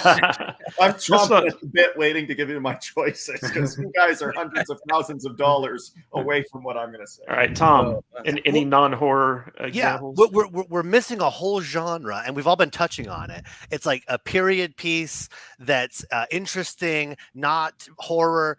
What about like all the 1970s kung fu movies? We haven't even brought up like Enter the 36 Chambers, and you go from those terrible. I mean, they're objectively bad stage. They're basically plays, and their martial arts are compared to today's standards, awkward, clunky, robotic, boring, because that's how they performed it in China on stage. So you take those terrible elements and then fast forward years and years and years to like Kung Fu Hustle, like the greatest Kung Fu movie ever made. And it's also still like a B movie, and I think we're really missing the mark and forgetting about Kung Fu movies, because that's really, I think, what drew me into bad movies to begin with. One, I love martial arts. I did martial arts for years and years, so I love watching it anyway. And just the terribleness. And what we said earlier, like, you got to find those Easter eggs, you got to find those hidden gems. And when you're watching them fight a watermelon monster and they're doing kung fu and they're trying to play this off as like totally normal, it plays. And I think that's all, what makes a good bad movie is the ridiculous premise, and somehow it plays. So yeah, we're missing kung fu movies all day. I think we could do this for like 50 hours and we'd never run out of bad movies to talk about. Yes. All right, Lynn, let's hear your choices on this one. Well, I won't go into the kung fu element. Obviously, I've seen tons of those, but you guys are still, if you're talking 70s kung fu like Shaw Brothers and stuff, that's still hundreds of thousands of dollars away. Maybe not in 70s time, or if you're talking Devil's Express or something like that, I'd be like, dude, if you know what that is, I never heard of it. You're welcome. What I would say is we're missing a genre. Of course, you can do outside of horror because it's easy, but you know what else you see in horror that makes it easy? And I've been there, although mine was an action film because I did a Most Dangerous Game take. People are running around the fucking woods because you don't need any money to go do that. You're not paying for a permit most times. That's why you see all these horror movies set in the woods. Believe me, I know. I've been there. But what I'm saying is the genre is, and this is what makes, good movies, good bad movies. I'm going to give you 3 right now. I'll go with the highest budget one first. Leo Fong, I miss you so much. I miss our conversations. I am heartbroken that you will not see Pact of Vengeance. I can only hope that somewhere you are watching from above, my friend. Low Blow. If you have not seen Low Blow, you're welcome. So 1986 is Low Blow. He can't drive. He smashes his car into curbs, into posts, into other cars. And those are all just side funny things that happen along. If you have not seen Low Blow, I'll do a 1A, 1B with Leo Fong, miss you, buddy, that it should be Blood Street then. So, but those are even higher budgeted than what I'm going to say. And if you have not seen these 2 films that I'm going to mention, I have done something great tonight then. Deadbeat at Dawn. If you have not seen that, there is your quintessential low budget, shot on video, 0 budget action film. There's surprisingly effective fight scenes for the late 80s. This is probably 1988 or so. Deadbeat at Dawn. Write it down, people. So I'm going to go with Low Blow. And another one, this is a gem. I have touched upon it. I did a special on it with Joe from Ozone Late Night on my own Forgotten Movie Den podcast, which I do on my Patreon campaign there. It is razor sharp. You guys will all come back to me saying, Len, thank you so much. Razor sharp. It is from 2000, I don't know, 3, somewhere in there. You can't miss it. It's what makes Neil Breen movies great. You have that lead that produces and directs where he's a lead star and stuff. Razor sharp. So razor sharp, Deadbeat at Dawn, Low Blow mixed with Blood Street. Those are my choices. That is all you need to know for examples of outside the horror system for these low budget movies. Oh, definitely have to check those out. So we got another super chat from Dennis Wright for $4.99. Thank you, Dennis. He asks, how about spectacular failures? Those are bad, but the audacity makes them awe-inspiring. Films like Mother, The Foundation, Only God Forgives. Mother was a really bad movie. Yeah. Joe, why don't we start with you? Can you think of a spectacular failure of a film that just fails on every level? I mean, Waterworld. You took my choice, damn it. They just dumped everything into it, and then you saw it, and it was like, God damn, what is this? I mean, that would be the one that comes to mind. What about you, Lamar? Any spectacular failures? Well, I just need to recuperate from remembering Waterworld, because that was a weird choice of making a movie. Battlefield Earth. I saw that in the theaters. Ooh, epic. And I was a kid, and I geek, nerd, whatever. Okay, it's aliens, kind of in the future where people are like cavemen. And I saw it, and I was like, what the hell is this? It was just so bad. It's it was almost not laughable. I was just confused. Weird movie, very weird. Just ugh. Tom, can you think of a non-Michael Bay spectacular failure? A spectacular failure. Yeah, I liked Mother. I don't know what you guys are talking about. I liked Mother. That was weird. That was with Javier Bardem, right? Yeah. Yeah, and Oh, I Jennifer liked Lawrence. it. I didn't know what the hell was going on. It was like an acid trip. I didn't know what was going on in that movie. Jupiter Ascending. I've heard that was just. You see, you didn't wow. even watch it because you heard how bad it was. Yeah, everybody Mm. shit on that movie. Like, Oh, I watched it. Oh, Channing God. Tatum puts quite the performance. It is a nonsense movie. Yeah, Jupiter Ascending. jeez. That was a bad one. Lynn, can you think of a spectacular failure? I'm going to go with Battlefield Earth, but Yeah. I've got 1A and 1B here, and one is very close to my heart, and it's not Battlefield Earth, which I think is a spectacular failure, obviously.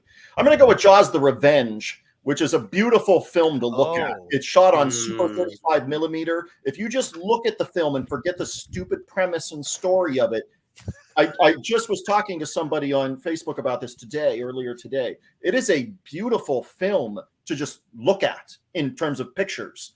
It's gorgeous. It's set in the Bahamas, even the stuff that's shot in Cape Cod or in New England there. It's gorgeous to look at. It's just a dumb failure of a movie with an absolutely mind-boggling, inept story. But it's a beautiful film to look at. But my failures, I'm going to go Battlefield Earth 1. And I love Jaws: The Revenge so much it hurts my heart. I remember my mom taking us to the movie theater to see it. We all had a good time. I'm 12 years old or whatever, watching it with my younger brother and sister. It's it's a film that's very, very close to my heart. The Blu-ray sits about 6 feet from me over there in my den here. But yeah, I'll go with Battlefield Earth and Jaws: The Revenge. So we had a few in the chat who wanted to point out John Carter from Mars, Oh, sure. Right. I like John Carter.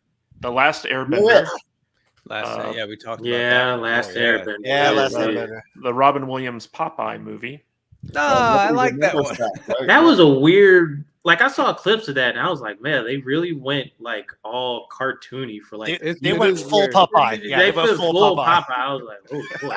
Yeah. You never go And- full Popeye. There you go. You guys all took my picks, but I think I'll round it out with Matrix 4. I have not seen it, but I don't think I'm going to watch it, dude. I really don't. You know Yeah, what? From the makers of Jupiter Ascending. You know what? Honestly, it had me until like the last 30 minutes.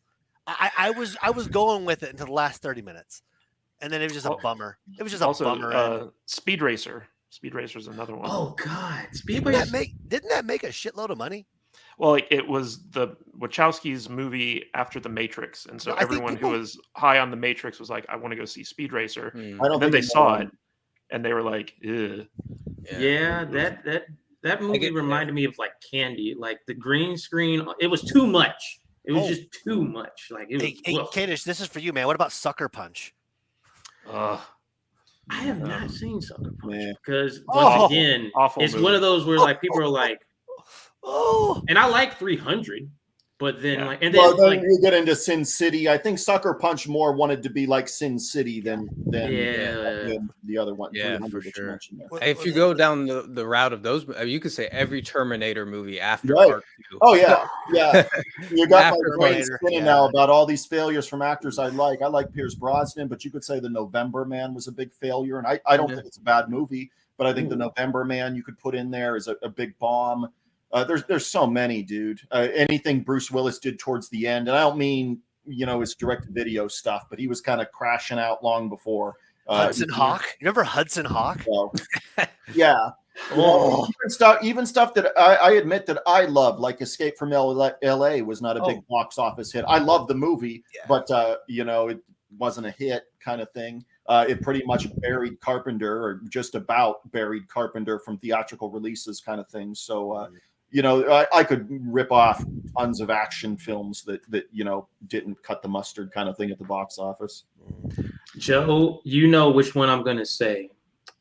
JCVD, and everyone hates this movie, but I think it's awesome. Oh, the Knockoff. JCVD movie. No, He made a bunch of bad shit. though. Lamar loves Knockoff. Double knockoff. team. Yeah. Double team. You got to remember, not to cut in, not to interrupt you, but this is at the height of his like cocaine abuse. And things He like doesn't remember that movie. He says he doesn't remember that movie because he was on cocaine. Right. I would bet Double Team he doesn't remember. Dennis Rodman and Mickey. Where did Mickey Rourke in that film? He's all. Is Rob Schneider in that one too? Right. No, Rob Schneider is in Knockoff. Yes. Oh, is that the one? Yeah. Okay. All right. But I still like that movie. But Joe is like, you're nuts. What's wrong with you? You're crazy. Coming to America doing that kind of picture, Suey Hark, he deserved better, but he couldn't get out of his own way there either. Do you guys remember when Jean-Claude Van Damme disappeared for 2 weeks during the filming of Street Fighter? Because Street Fighter, right? Yeah. His sober companion took him to Thailand to party. To dance? To do that the, dance? The guy who was in charge of keeping him off the drugs took him to Thailand to party, and he disappeared for like 2 weeks during the filming.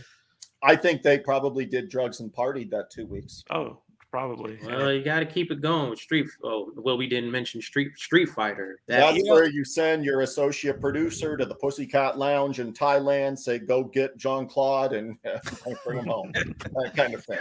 That guy must have been the best to hang out with in the 80s, right? Oh my God. Just making movies every day and coked out of his mind, abs just for days. Yeah. What were they feeding that guy besides cocaine? Steroids, but yeah. One thing that popped into my mind to kind of go back to a previous question about the exploitational elements of bad movies. They exploit the audience with bad, needless sequels. And that's a big part of bad B movies and bad movies is the sequels. It's kind of what's on your shirt, actually. But yeah, bad Bloodsport movie. One that popped in my mind for some reason just came in was Nemesis. bad Hellraiser movies. So, they're terrible. The sequels, and it was like they just keep putting them out, and it's like, God damn! Like, can we just Critters? stop? You could name tons of stuff. You could span genres with that: horror, action, martial arts, all that kind of stuff. Yeah. But there's a reason why they do it. It's because the audience is there. Yeah. But why is there a Critters 2, but there's not a Yentl 2? You know what I mean? Or there's not an Officer and a Gentleman 2, but we have a Nemesis 2.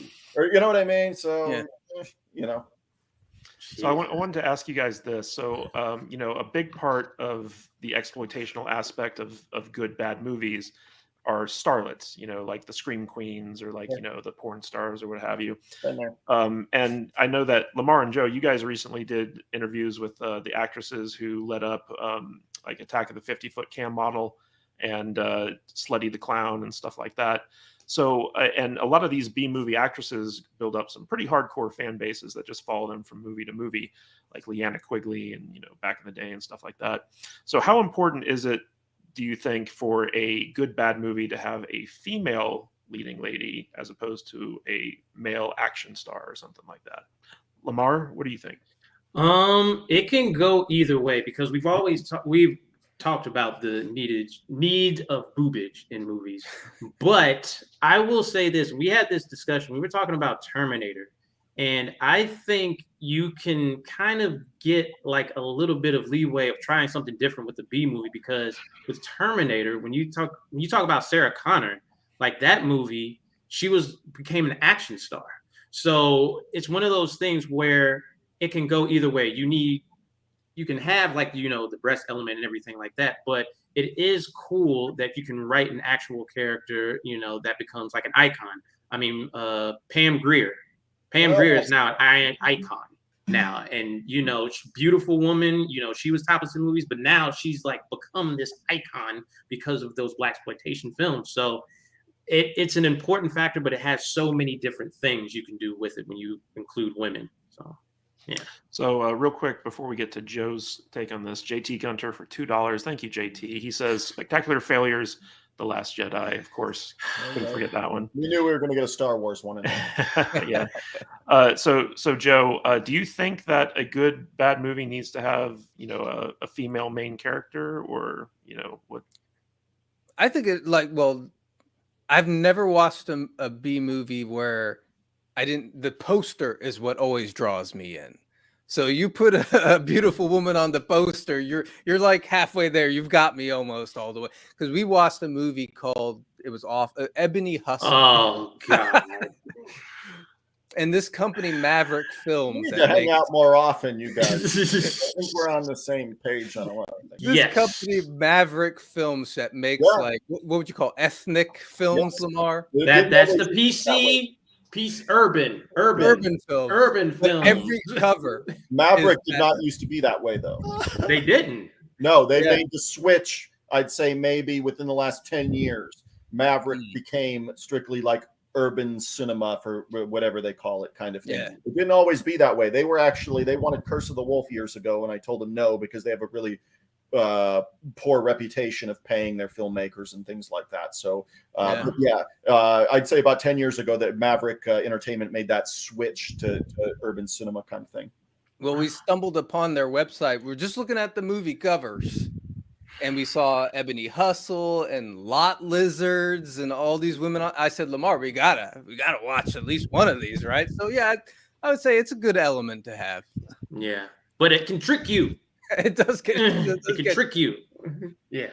So, Conspiracy Tom, just wondering. So, like, how important is it to have like, a female on your box cover as opposed to a male? Because we do have filmmakers like David Dakota, who is well known for his slightly homoerotic exploitation movies, like Bigfoot versus D.B. Cooper and stuff. In there. Oof, that's a bad movie. Yeah.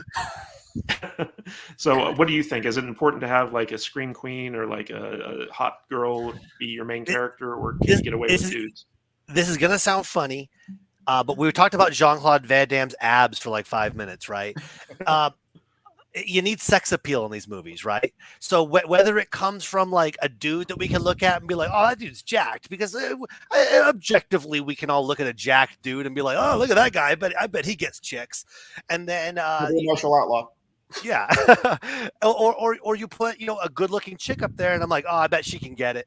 And that's like that man brain. And it goes back to what I was saying. That's the audience, as long as we've got something that we can relate to, like the jack dude. All right, look at that guy. He's going to kick someone's ass. I can kick someone's ass. Yeah, that's me. Or you can watch the hot chick, and it doesn't matter if she knows karate. Charlize Theron can't kick my ass, but she's up there doing it. And you know what? She looks good. So, hey, I'm enjoying myself. It's fun. So it's the sex appeal.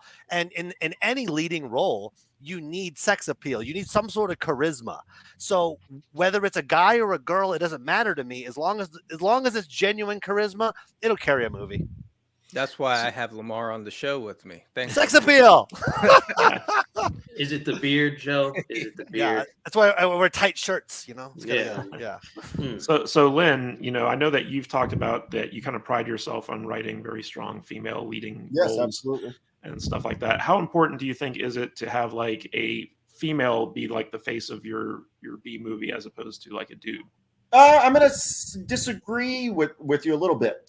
I think it's very genre specific, because if you give me a cover like King of the Kickboxers with Billy Blanks and Lauren Avedon throwing roundhouse kicks at each other, and in the corner say Billy Blanks, Lauren Avedon, Dawn Stroud, Richard Jekyll, I'm going to rent the shit out of that movie, dude. Or if you give me Karate Cop with a guy, skinny little dude throwing a big kick on the cover, David Carradine, Ron Marchini, I'm going to rent that, dude. So I think it's very genre specific. You give me Dune Warriors and put David Carradine on the cover, the original cover. I believe the US VHS release, it's just a warrior in a sand dune or something. But you know what I mean? I think it's very genre specific. I think now when you talk about having a strong woman or a woman that's not even in the movie, some hot model that's going to pose for your poster artwork, which is an old AIP trick, then you're talking about horror films. Then you can do that in horror films or offshoots of horror films, science fiction horror, blah, blah, blah, blah, blah.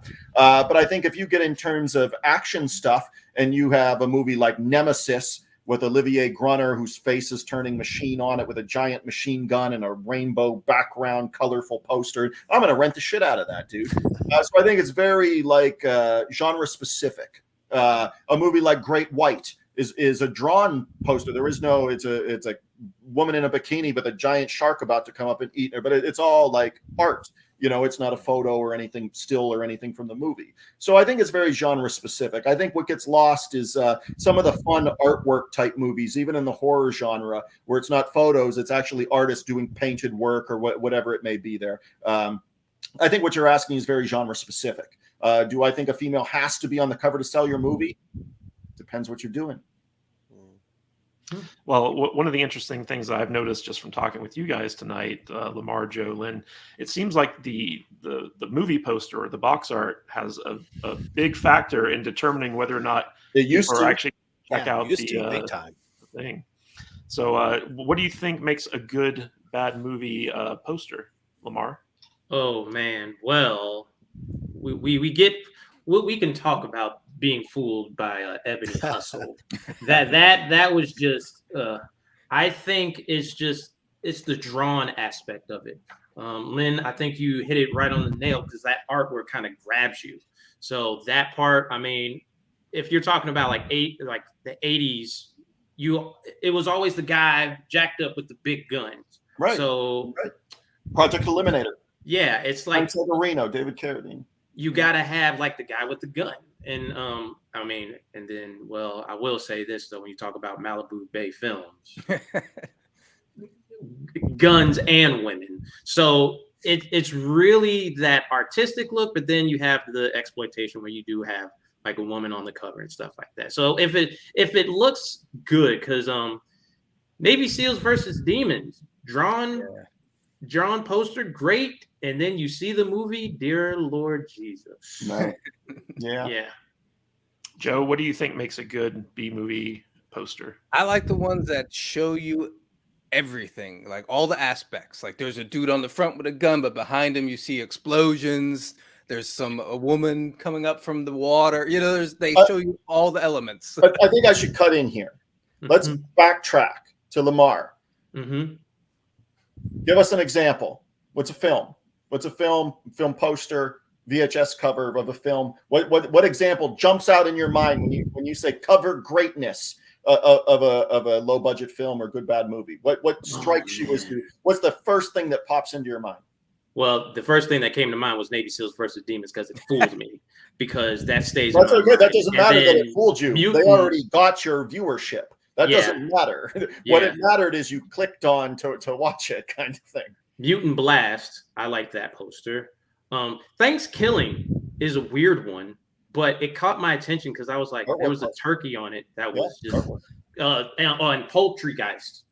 For some reason, I don't know. We're going through different fonts. So, yeah, Poultrygeist. Yeah, that was a good one. You don't like Poultrygeist? No, I fucking hated it. Yeah. Oh. The only part, let me tell you, Lamar, the only part I laughed at is when and that was filmed like less than 75 minutes from my house. I didn't know it was filming at the time, but it filmed close, going towards Buffalo. I'm only where I'm sitting right now in my den. I'm less than 90 minutes from downtown Buffalo. Poultrygeist, the only part I laughed at is when the one chicken employee or chicken place said that the one girl was a ninja when really she was like Indian or whatever. And I thought, oh, that's funny. I get it. She's wearing the garb and stuff. She's not a ninja. She's just of a different religion and stuff. But that's the only part I laughed at, dude. What do you think makes a good bad movie poster? So in my head, it goes back to that video store experience, right? Because anymore now, I'm streaming it usually, and I'll read the synopsis. So it'll have a little synopsis, I agree 100%. and that's what'll sell me now. But back in the 80s and 90s, it was that video store, and I'm walking up and down the aisles, and what catches your eye? For me, especially at the time, it was like a movie like Ghoulies would catch my eye because it's little monsters. They're coming out of a toilet. What's going on here? This is like 10-year-old me. Monsters coming out of the toilet. Sold. Okay. Perfect premise. I'll watch that movie. Doll Man. It's a. You don't understand what's going on. It's a guy with a gun, and that's all you see. So it's like directed Cyborg with Jean-Claude Van Damme, did Nemesis with Olivia Gruner. Yeah, that's Cyborg, another just god awful movie. Oh, I love that movie so much; it hurts my heart too. Oh, it hurts. It's a painful movie to watch. I love it. I still can't make sense out of it. I don't understand what's going on in that movie. I love Cyborg so much. Yeah, but it's that video store experience where I'm walking down usually the horror section because for some reason B movies seem to always be in the horror section, and it's something, one, I've never heard of it, and two, it's got a pop, right? And what is that pop for me? I'm thinking back Blockbuster days. I was a kid, and it's like guns, monsters. You put a pumpkin head tricked me into watching that stupid movie because on the cover there's this cool monster. Yeah, there's this cool monster on the cover, right? You watch that movie, it's about some hillbilly magic show. It doesn't make any sense. but Pumpkinhead, that was one of the ones that the cover art had a cool monster. I don't even think that monster was in the movie. I don't remember him being in there. They oversold it a little bit, but it was in the movie. Yeah. And I think Len was touching on it. It's like it might not even have anything to do with the movie, but they lied to me and they got me in there. They knew what they were doing. There's a 10-year-old walking down the movie aisle, and I'm like, ooh, big monster. That's got to be fun. Adventures.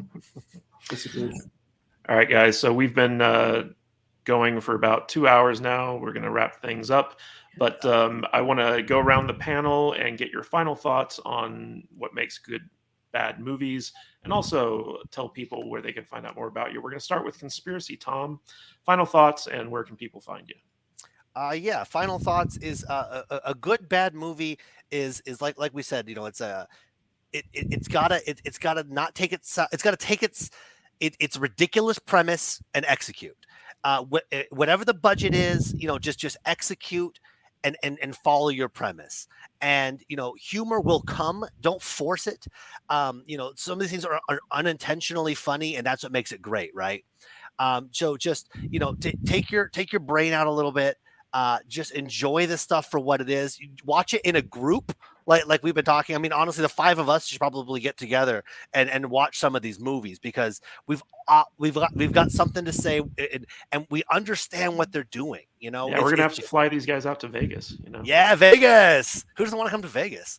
And so that's it, man. Watch them in a group, have fun with it. Don't take yourself or it too seriously, and just do a little research, find out a little story. Oftentimes, the director or the writer, there's an interesting story as to why that movie got made or how it got made. And the low budget stuff, that's where the passion projects come in, and just have fun with it, man. And I'm not on social too much. But if you really want to look out for me, I'm on Instagram. It's Big T2681. If you want to reach out to me. And other than that, this is a fun conversation. Glad to be a part of it.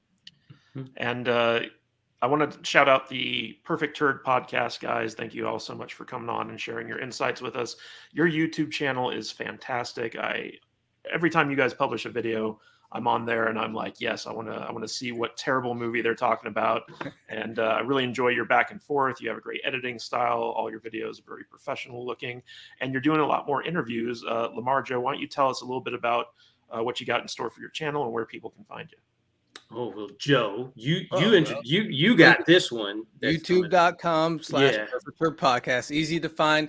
We got more stuff, more interviews coming. We're this coming Monday. We have a director coming on, so that's going to be cool. We won't get. I'm not sure if his movie's out yet, so I won't say what it is. But yeah, lots more interviews. We're going to do some games. We're going to have you guys on. Maybe do some something. We had a B Movie Mania on with us. We had a great time, kind of a panel, a B Movie Summit. Ooh, so that sounds fun. So yeah, we'll do something like that. And then the only other thing I'll say about this is a great time for bad movies because with stuff like Tubi TV, they're so easy to find, and just give it a chance because you never know. Just pick one because we found so many little hidden gems. We're like, oh wow. That took me by surprise. So yeah, that's it.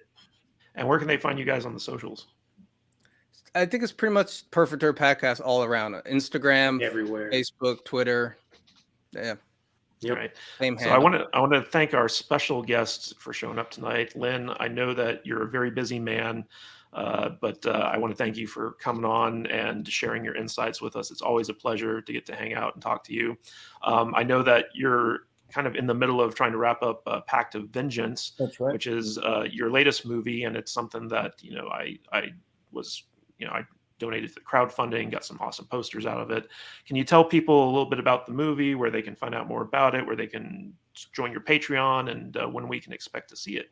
Sure. First off, thanks for having me. I appreciate it. You guys are a blast. So I appreciate it. Anytime you want to do this thing, you let me know, because I can talk about this shit forever.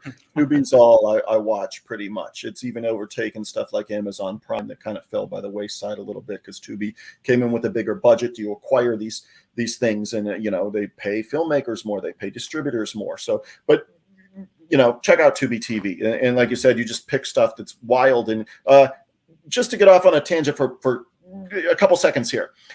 Conspiracy Tom mentioned he misses those days walking around the video store like this, but I challenge you guys this. Go to Tubi Television and look down the list of artwork. That is your video store now. Yeah. You know what I mean? That artwork is there that tries to grab you to get that click to turn on, Nazi zombies or whatever it might be. That is the video store now. That artwork is still trying to push it. I love the artwork to my film Blood Prism, which is on Tubi TV right now. And it jumps out at you. It's colorful. It's begging for you to click the button kind of thing. So anyways, that's my spiel on that. That artwork stuff is still there. People are still making great posters. People are still making great artwork. It's just a different time now. But for my stuff, Pact of Vengeance is an 80s style action picture. There's martial arts and stuff in it. I would not call it a martial art film, but those elements are there, obviously. Leo Fong from Low Blow is in it. Technically, it would have been the last thing he filmed. I know he has some other films that are going to come out after probably Pact of Vengeance, but Leo Fong is in it. John Mickle Thor from Rock and Roll Nightmare and Zombie Nightmare is in it, and he's got 3 songs on the soundtrack for it, or not so much a soundtrack, but in the film. So John Mickle Thor is in it. He's a great guy.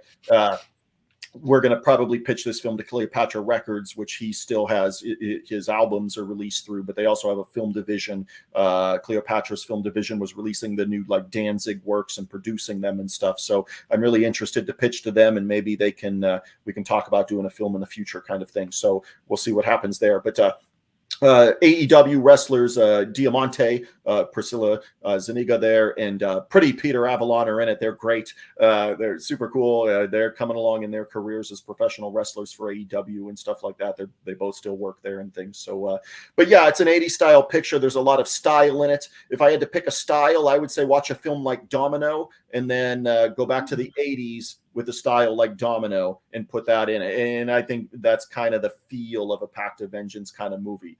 So yeah, that'll come out by the end of May. It'll come out to my Patreon campaign. That really is the best way to support my works. It's patreon.com/KillerWolfFilms. It's only $2. There is a $5 level. The $5 level is nothing special. It's just, hey, if you got it, there's $5. Thank you. Kind of thing. I don't hold anything back from anybody. I'm not that kind of dude. So, the $5 levels, hey, if you're affluent enough in these days in 2022 to do $5, thank you very much. It helps me out kind of thing. But I only ask for $2 and don't hold anything back. So just check it out, people. It really is. I appreciate everybody that gets stuff on Amazon or get stuff on Tubi or eBay, whatever those things are, that's fine. But really the best way to support my works going forward is Patreon. Great. And friend of the podcast, Mr. Tickle Trunk, he said, please tell Lynn I loved him in From Dusk Till Dawn. Oh, I know the character you're referencing. That was actually the special effects artist in that movie who has a bit role in that. I can't think of his name off the top of my head, but yeah. Great cameo. Yeah, I know who you're talking about. Yes. I love that movie, by the way. Is that Salvini? No, he's a Sex Machine. Okay. I think he's talking about the long-haired blonde guy that was also the Greg Nicotero, I think is his name. Okay. That is the special effects artist that is a cameo in the movie. All right. Well, thank you to my expert panel. If you guys can hang out after we close down the broadcast, just to say some goodbyes. But I want to thank everyone for showing up tonight. We had a great group in the chat, and we loved all your comments, and we had a great discussion. Please be sure to check out our Saturday morning live stream at 10 a.m. Pacific, where we talk all about Star Trek. Speaking of bad writing, Star Trek, our Saturday morning streams are dedicated to that. And then Alex, the salty nerd himself, hosts a Monday night live stream where we're going to be focusing on the Amazon original series Outer Range going forward. Conspiracy Tom is going to be on that as well. So thank you all for showing up tonight. I really appreciate it. And stay salty, my friends. We'll see you next Thursday.